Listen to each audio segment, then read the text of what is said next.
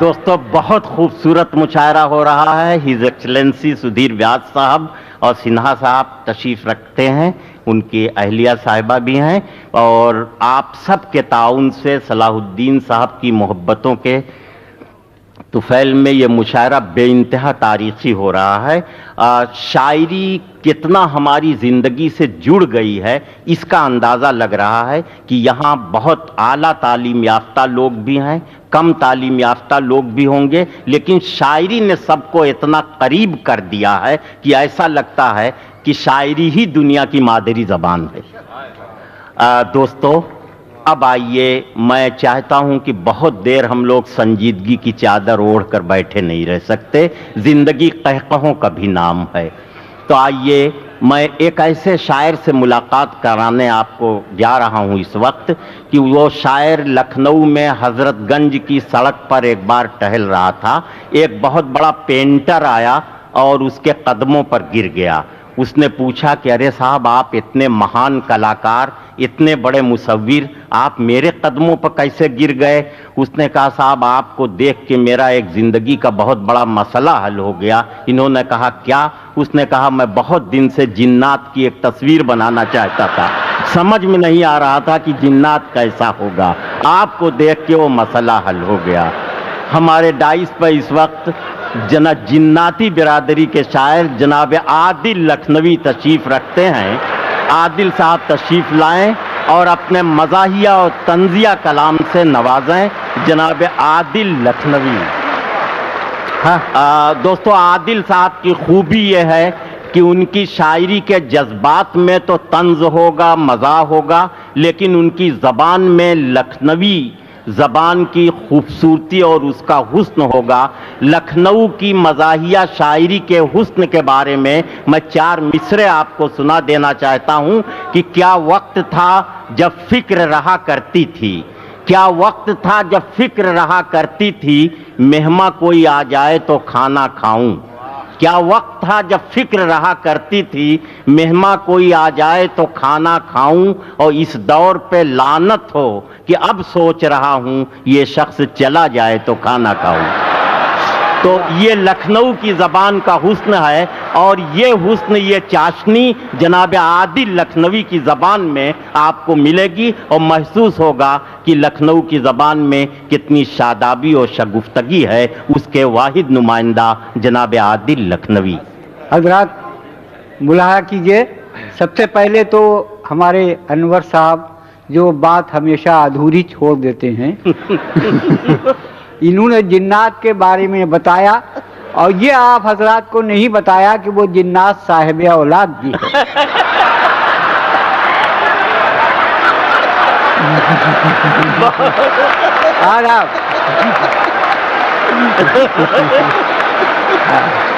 ملاحظہ کیجئے, شکریہ, ملاحظہ کیجئے, پیش کر رہا ہوں کہ میرے دل میں پیار ہے ایک سہم بالغ کی طرح. ارے واہ واہ واہ. میرے دل میں پیار ہے ایک سہم بالغ کی طرح, مسکرا دو تم تو یہ بالغ بڑا ہو جائے. میرے دل میں پیار ہے ایک سہم بالغ کی طرح, اور مسکرا دو تم تو یہ بالغ بڑا ہو جائے گا. اور ملاحظہ کیجئے شعر کہ یوں نگیٹو اور پازیٹو کے مل جائیں گے تار, یوں نگیٹو اور پازیٹو کے مل جائیں گے تار, تم مجھے مت چھونا ورنہ حادثہ ہو جائے گا. یوں نگیٹو اور پازیٹو کے مل جائیں گے تار, تم مجھے مت چھونا ورنہ حادثہ ہو جائے گا. اور 2 شعر یہ بھی ملاحظہ کیجئے کہ نیچے رہو کہ جیسے کا تیسا دکھائی دے, نیچے رہو کہ جیسے کا تیسا دکھائی دے, اونچے نہ ہو کہ باپ بھی لڑکا دکھائی دے. نیچے رہو کہ جیسے کا تیسا دکھائی دے, اور اونچے نہ ہو کہ باپ بھی لڑکا دکھائی دے. اور ملاحظہ کیجئے کہ چشمہ لگا کے اس لیے سوتے ہیں رات کو. ارے واہ. چشمہ لگا کے اس لیے سوتے ہیں رات کو, چشمے بغیر خواب نہ دھندلا دکھائے. ارے چشمہ لگا کے اس لیے سوتے ہیں رات کو, چشمے بغیر خواب نہ دھندلا دکھائی دے. اور دیکھیے ایک قطعہ اور ملاحظہ کیجئے کہ زمانہ ہم سے مساوات کے سبق سیکھے. کیا کہنے, واہ واہ. زمانہ ہم سے مساوات کے سبق سیکھے, یہاں پہ چھوٹا بڑا فرسٹ اور لاسٹ نہیں. یہاں پہ چھوٹا بڑا فرسٹ اور لاسٹ نہیں. ہو مہترانی کے رانی سبھی برابر ہیں, نگاہ عشق میں کوئی سڈول کاٹ لے. بہت عمدہ بھائی, نگاہ عشق میں کوئی شیڈیولڈ کاسٹ نہیں. واہ واہ واہ واہ. مہترانی کے رانی سبھی برابر ہیں اور نگاہ عشق میں کوئی شیڈول کاسٹ نہیں. اور یہ قطعہ ملاحظہ کیجئے کہ یوں ہی گھٹتا رہا لباس تو پھر, توجہ کیجئے گا حضرت, کہ یوں ہی گھٹتا رہا لباس تو پھر کل علامت اسے بنا لیں گے. اپنے کپڑے اتار کر ہم لوگ جسم پر پینٹنگ کریں. یوں ہی گھٹتا رہا لباس تو پھر کل علامت اسے بنا لیں گے, اور اپنے کپڑے اتار کر ہم لوگ جسم پر پینٹنگ کرا لیں گے. دیکھیے حضرات, یہ جنوری کا مہینہ ہے اور میں پچھلے 8 سال سے جنوری کے مہینے میں یہ نظم لوگوں کو سناتا ہوں. ملاحظہ کیجئے, نئے سال کے عنوان سے ارشاد. ملاحظہ کیجئے, توجہ سے سنیے گا بس. یہ ملاحظہ کیجئے کہ نئے سال کی آہٹ سن کر ہنستی ہے کوپل کوپل. بہت اچھا. نئے سال کی آہٹ سن کر ہنستی ہے کوپل کوپل. ہم اپنے تنہا کمرے میں کھڑے ہوئے ہیں سر کے بل. ہم اپنے تنہا کمرے میں کھڑے ہوئے ہیں سر کے بل, اور سوچ رہے ہیں نیا سال بھی شاید کہ ایسا ہوگا جیسی اپنی پوزیشن ہے بالکل ہی ویسا. سوچ رہے ہیں نیا سال بھی شاید کہ ایسا ہوگا جیسی اپنی پوزیشن ہے بالکل ہی ویسا ہوگا. ملاحظہ کیجیے کہ شری متی کنواری کو کہیں گے, مسز کہیں گے, سب مس کو ڈسکو سے کھسکو نکلے گا. بڈھے ناچیں گے ڈسکو سے کھسکو نکلے گا. بڈھے ناچیں گے جسکو, اور ہنس چگیں گے جوار کے دانے, کوے موتی کھائیں گے. ہنس چگیں گے جوار کے دانے, کوے موتی کھائیں گے, اور لڑکے انگیٹھی ٹاپیں گے اور بڈھے عشق لڑائیں گے. ہنس چگیں گے جوار کے دانے, کوے موتی کھائیں گے, لڑکے انگیٹھی ٹاپیں گے اور بڈھے عشق لڑائیں گے. اور ملاحظہ کیجیے کہ ایسا ہوگا تو کیا جانے کیسا ہوگا, کیا کیا ہوگا. بیٹا باپ کہا جائے گا, باپ بیچارہ لڑکا ہوگا. بیٹا باپ کہا جائے گا, باپ بیچارہ لڑکا ہوگا. اور پچھلی تہذیبوں کو الٹا کر کے لوگ اچھالیں گے, باپ کو آوارہ ٹھہرا کر بیٹے گھر سے نکالیں گے. پچھلی تہذیبوں کو الٹا کر کے لوگ اچھالیں گے, باپ کو آوارہ ٹھہرا کر بیٹے گھر سے نکالیں گے. لیکن ایسا ہو سکتا ہے کوئی کمرے میں گھس آئے, ہم کو سیدھا کر دے تو یہ نیا سال سیدھا. لیکن ایسا ہو سکتا ہے کوئی کمرے میں گھس آئے, ہم کو سیدھا کر دے تو یہ نیا سال سیدھا ہو جائے. مجھے ایک ٹیلی فون آیا تھا کمرے میں یہاں ہوٹل میں, تو میں نے کہا ہلو, ان کا کون صاحب بول رہے ہیں؟ میں نے کہا میں عادل لکھنوی. کہنے کہ وہی سائیکل والے. تو میں یہ سوچ رہا ہوں کہ بہت ہی بوڑھا ہو گیا ہوں. میرے خیال سے جس زمانے میں میں یہاں آیا تھا اس زمانے کے بچے کم سے کم ادھیڑ تو ہو ہی گئے ہوں گے. اتنا عرصہ بیت چکا ہے. ملاحظہ کیجیے, دیکھیے نظم کہ ایک روز جا رہے تھے کہیں سائیکل سے ہم. کیا کہہ رہے؟ نہیں آپ کو نہیں، آپ کو. ارے یار تم بیچ میں گڑبڑ معلوم ہوتا ہے، ہم سب ہم ہی سے بول رہے ہیں. حالانکہ ہم اتنے خوبصورت نہیں ہیں.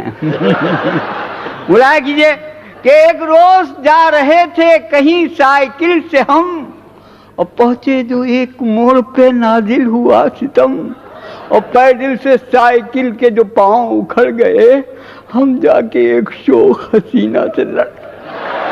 پیدل سے سائیکل کے جو پاؤں اکھڑ گئے، ہم جا کے ایک شوخ حسینہ سے لڑ گئے، اور سنبھلی جو وہ تو ہتے سے فوراً اکھڑ گئی، اور گویا ہوئی تو جیسے ہواؤں سے لڑ گئی. سنبھلی جو وہ تو ہتے سے فوراً اکھڑ گئی، اور گویا ہوئی تو جیسے ہواؤں سے لڑ گئی. کہنے لگی کہ اندھے ہیں آتا نہیں نظر، یہ حرکتیں جناب کی یہ ریچے موتبر.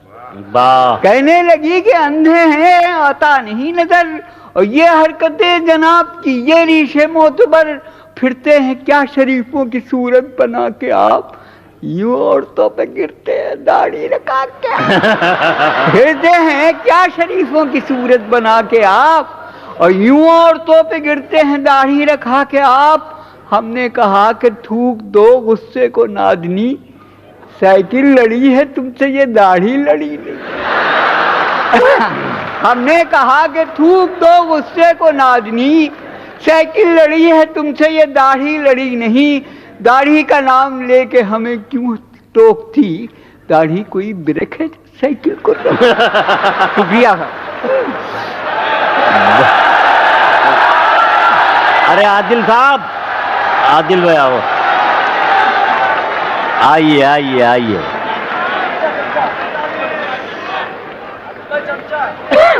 دیکھیے حضرت، میں تو چاہ رہا تھا کہ پتہ نہیں اب اگلے سال اگلی بار میں عادل بھائی، صلاح الدین بھائی کی بھی ایک فرمائش ہے دم والی نظم پر. جی جی جی. ہاں دیکھیے معاملہ یہ ہے کہ ایک تو اتنا بوڑھا ہو گیا ہوں کہ تھوڑا سا پڑھنے کے بعد یہاں پہ کچھ ہونے لگتا ہے.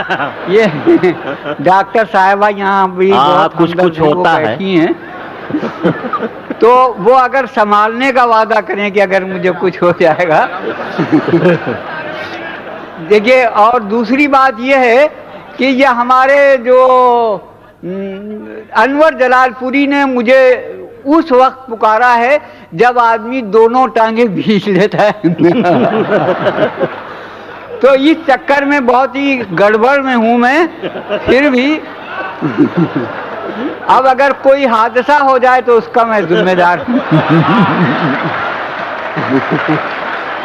ملاحظہ کیجیے، دیکھیے یہ صلاح الدین صاحب نے یہ نظم کی. اچھا اچھا، کچھ ہوگا نہیں، ویسے بڈھے بہت مضبوط اور چیمڑ ہوتے ہیں.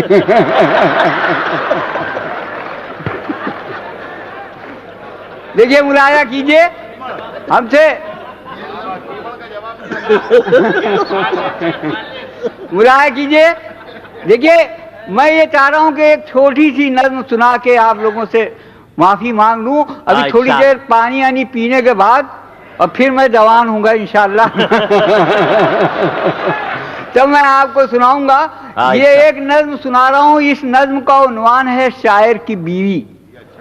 اور اس کی خاص بات یہ ہے کہ شاعر کی بیوی کی سہیلی اس سے ملنے آئی ہے اور وہ اس سے گفتگو کر رہی ہے، تو لہٰذا یہ نظم سب وہ زبان استعمال کی گئی جو ہمارے گھر میں خواتین بولتی ہیں. ملاحظہ کیجیے ارشاد بھائی کہ بہن میں سوچتی ہوں زندگی وہ کتنی اچھی تھی.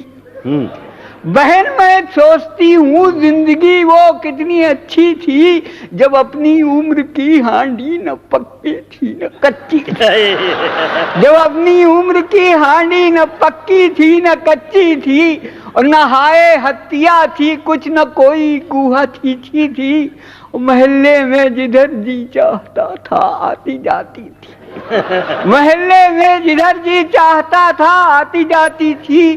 اور جوانی نے مگر آتے ہی ایسا راگ پھیلایا کہ مجھ کو دیکھ کر ٹھٹکا کوئی اور کوئی بولا.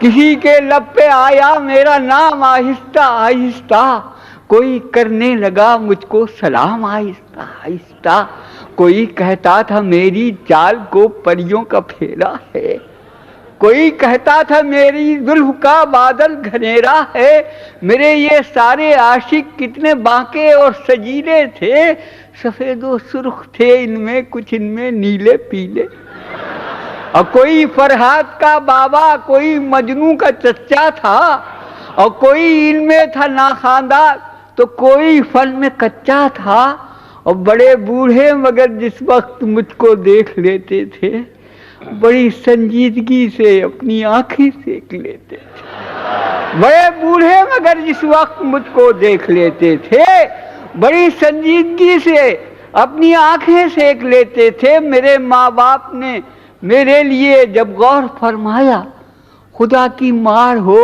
ان کو مواں شاعر پسند، خدا کی مار ہو ان کو مواں شاعر پسند آیا، اور گھٹاؤں پر میرے بالوں کی بس مرتا ہے یہ شاعر، کبھی ایک بالٹی پانی نہیں بھرتا ہے یہ شاعر، گھٹاؤں پر میرے بالوں کی بس مرتا ہے یہ شاعر، کبھی ایک بالٹی پانی نہیں بھرتا ہے یہ شاعر، شفق کہتا ہے گالوں کو جو لب کو پھول کہتا ہے، وہ گھورے کے کنارے پھوس کے چھپر میں رہتا ہے، وہ گھورے کے کنارے پھوس کے چھپر میں رہتا ہے، نرا شاعر ہے بہنا، بے عمل ہے اور نکما ہے، میری گودی نہیں بھرتی ہے یہ بھی ایک معمہ ہے، ارے واہ، میری گودی نہیں بھرتی ہے یہ بھی ایک معمہ ہے، لکھنوی زبان ہے صاحب، اور ہزاروں بار ٹوکا لاکھ سمجھایا نہیں مانا،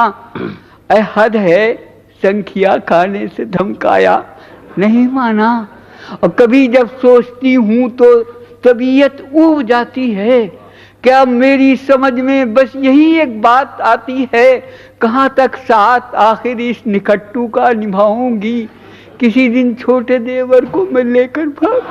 ارے واہ واہ واہ واہ واہ واہ، بہت اچھے جناب عادل لکھنوی۔